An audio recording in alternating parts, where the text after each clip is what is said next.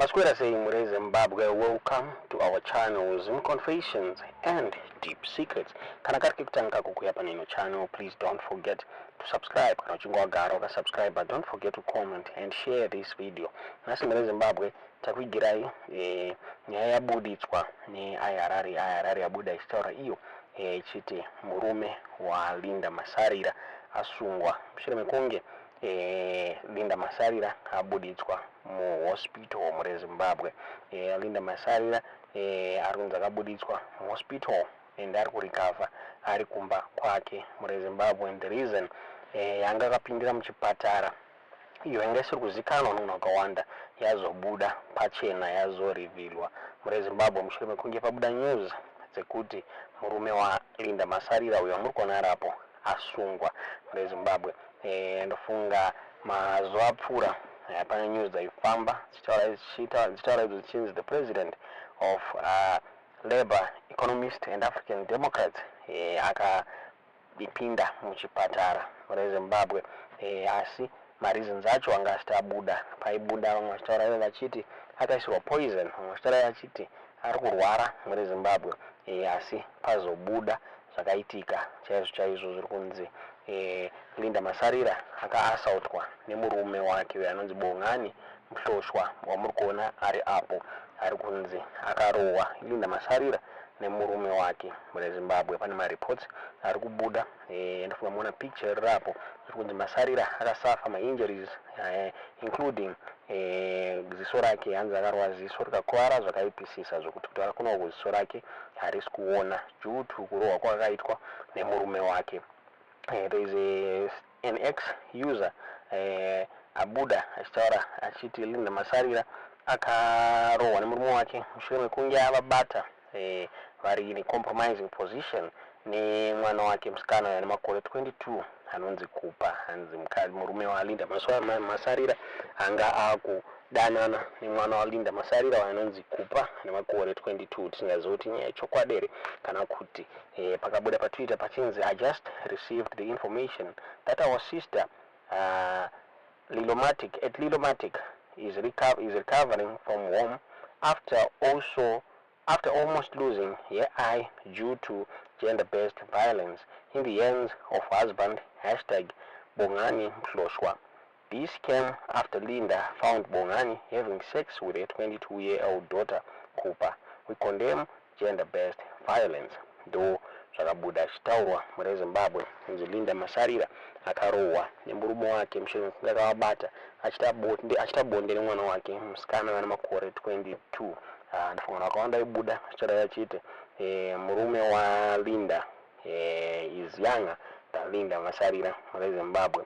Saka kwazazosvika uku hakuna kumira mushe muri Zimbabwe.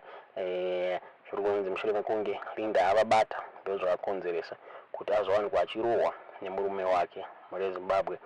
So kutaura kwatiri kuita murume wa Linda Masarira ari kunzi ari mumaoko eHatfield Police muri Zimbabwe, hanzi ari kumapurisa akasungwa. Kutaura kwatiri kuita Linda Masarira akabuda achikonfirma nyaya idzi achitaura achiti she was assaulted mushure mekunge akweshena zvaakaona zvichiitika.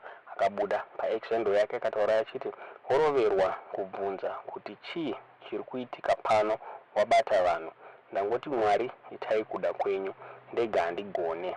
Ndo zvakabuda zvichitaurwa naLinda Masarira achishare madetails aya. So according to Zim Daily, zviri kunzi Linda Masarira nemurume wake vari kuexpecta kuenda kucourt musi weMonday for this gender-based violence matter muri Zimbabwe. Nyanorwadza nyanosirisa ndopangora iro picture rapo raLinda Masarira achiratidza kuti ziso rake rakakuvara muri Zimbabwe. Tisingazive kuti munoiona seiwo nyaya iyi. Tiudze zvamuri kufunga pamusoro penyaya iyi mucomment section.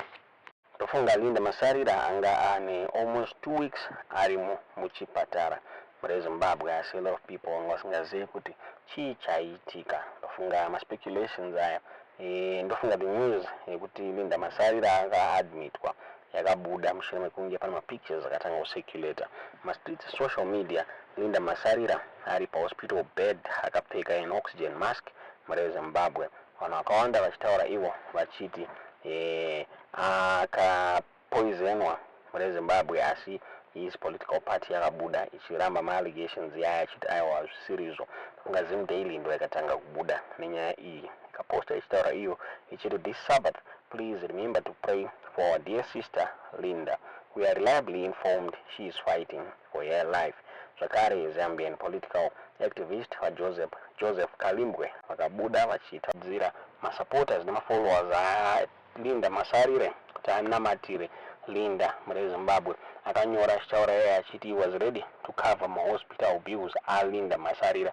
Tingazive kuti is he the one akazomafuta mabills yaya muri Zimbabwe. Kabuda achitaura achiti friends, join me in praying for my older sister Linda, who I am told is fighting for her life in hospital. Linda and I have had and argued our differences. It's normal. I'd like to contribute to her hospital bill and help get on her feet again. I love you always, my older sister.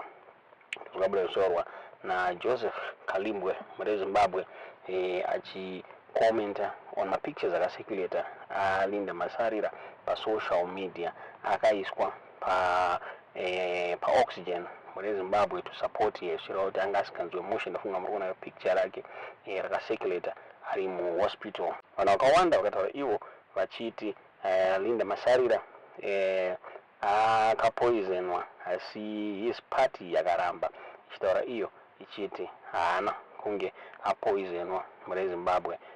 Tingazive kuti munoona sei nyaya iyi yazobuda yekuti Linda akarohwa nemurume wake mushure mekunge avabata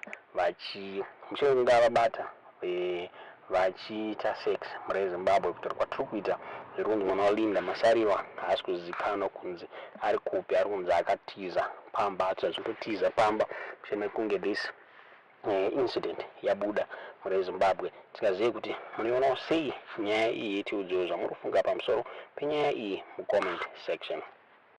This is not the first time Linda Masarira yasangana nedambudziko rakadai muri Zimbabwe. His ex-husband uye anonzi Gilbert Kaingidza ari kunzi akambomurova zvakare muri Zimbabwe. Zvichinzi the reason why vakanetsana inge iri nyaya yekuti the argument yakafuelwa mushure mekunge Gilbert accuswa naMasarira kuti akaplantwa neG40 in order to destroy political career ya Linda Masarira muri Zimbabwe. Tingazive kuti munoona sei nyaya iyi, tiudzewo zvamurifunga pamusoro penyaya iyi mucomment section.